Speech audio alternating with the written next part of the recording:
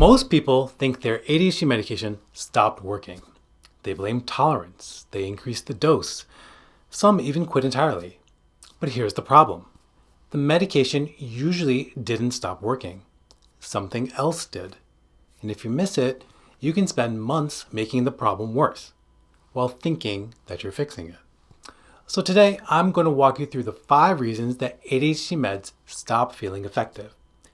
And the one nobody talks about that completely change how your medication works. And who am I to say that your medication isn't broken, but your system is? My name is Dr. Sulman Aziz Mirza, triple board certified in adult psychiatry, child and adolescent psychiatry, and addiction medicine. And I spend a lot of time helping people realize that they don't need stronger meds. They need a better setup.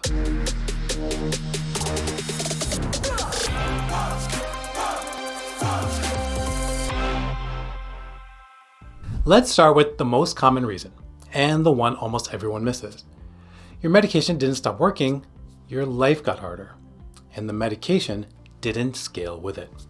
Here's what most people don't realize. Stimulant medication gives you a fixed boost. It's not raising the ceiling of what you can do, it's a floor raise. So if your life used to demand 60% and the medication brought you up to functional, great. But what happens when your life suddenly demands 100%? Same dose, same medication, completely different result. You're still getting the boost, it's just not enough to cover that gap anymore. I had a patient who was convinced his Adderall stopped working. We checked everything, timing, sleep, diet. Then he mentioned he'd just gone back to the office after 2 years of remote work. More meetings, more noise, constant context switching. The medication didn't change, his environment did. Here's another situation where it gets worse. Sleep. I cannot overstate how much sleep debt destroys medication effectiveness. Because sleep deprivation hits the exact same systems the medication is trying to support. So if you're running on 5 hours a night, the medication isn't failing. It has nothing to work with. It's like trying to fill a bucket with a hole in the bottom. I had another patient ready to increase her dose. She was sleeping 5 hours a night, managing 2 kids, and a job change, and trying to buy a house in this economy. We didn't touch the medication, but we prioritized her sleep. Within 2 weeks, guess what? The meds were working again. Now, here's the part that surprises people. True tolerance at therapeutic doses is actually pretty rare. What's much more common is this: you adapted. Functional became your new normal, and you forgot what life felt like before. So now working feels like nothing. And that shift alone convinces people the medication stopped working. So before you change anything, I want you to check 3 things: your sleep, your current life demands, your schedule, and your timing. Because for most people, the answer is one of those. So once you've ruled out sleep and life demands, the next place to look is your body. Because sometimes the medication isn't the problem, it's whether the medication is actually getting in. Let's start with something that most people have never been told: absorption. Amphetamine-based stimulants, things like Adderall, Vyvanse, are sensitive to acidity. And if your stomach environment is more acidic, absorption drops. The medication is there, but less of it is actually getting through. Now here's where people accidentally sabotage this every single morning. They drink orange juice or caffeine, or they take some supplements that contain vitamin C.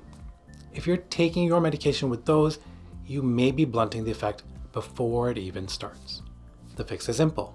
Take your medication on an empty stomach and wait at least an hour before anything acidic. Now, let's come back to caffeine, because this is where almost everyone goes next. The medication feels weak, so you add coffee, and then another. But here's the problem. More stimulation doesn't mean more focus. At a certain point, it just creates noise. Anxiety goes up. Your system gets overstimulated.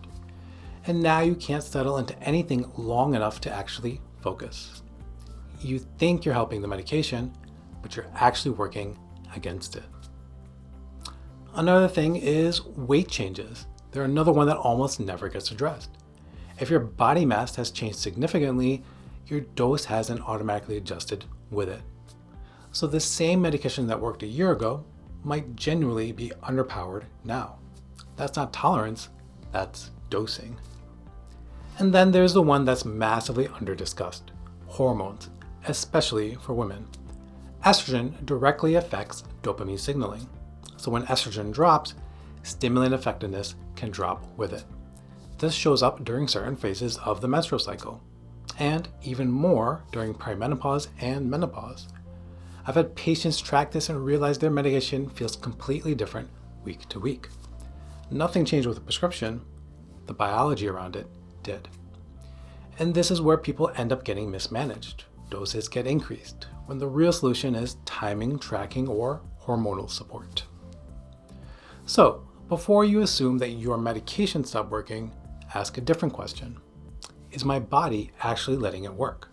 Because absorption, caffeine, body changes, and hormones can all quietly interfere with a medication that would otherwise be doing its job.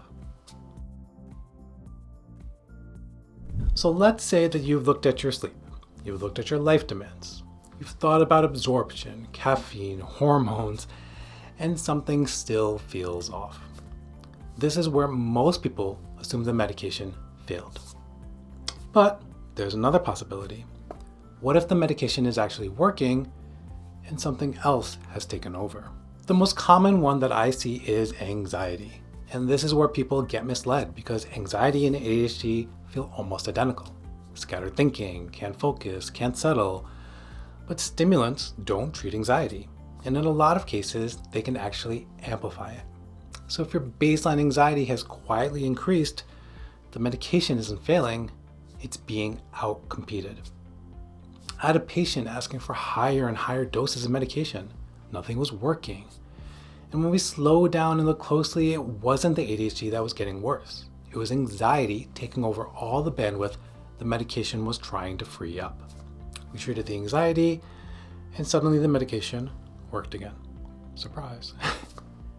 Depression is the other big one, because depression doesn't just affect mood, it shuts down your reward system. Motivation drops, starting tasks feels heavier, everything slows down. These are the exact functions that ADHD medication is supposed to support. So if depression has crept in, even subtly, the medication can feel completely failed. Not because it stopped working, but because something else is blocking the output. Sleep disorders are another category people miss entirely. This isn't about getting fewer hours. This is about getting poor quality sleep. If your sleep is fragmented, like in sleep apnea, no stimulant is going to fully compensate for that. The structure of your sleep matters, not just the duration. And then there's substance use, especially cannabis and alcohol. Both interfere with the same dopamine and prefrontal systems the medication is trying to support. This is one of the most common reasons that medications feel weaker over time, and it's almost never the first thing people look at. So before you assume your medication stopped working, ask yourself, is something else quietly taking over? Because anxiety, depression, sleep disorders, and substance use can all override a medication that would otherwise be doing its job. But even if none of these apply, there's still one more reason that this happens, and it's the one almost nobody thinks about. So if you've worked through all of this, your sleep, your life demands, your timing, your body, your mood, and something still feels off, here's the part almost nobody talks about. Your medication didn't stop working. Your expectations changed. Stimulants don't create focus. They give you access to it. They don't build structure. They don't manage your time. They don't finish the tasks for you.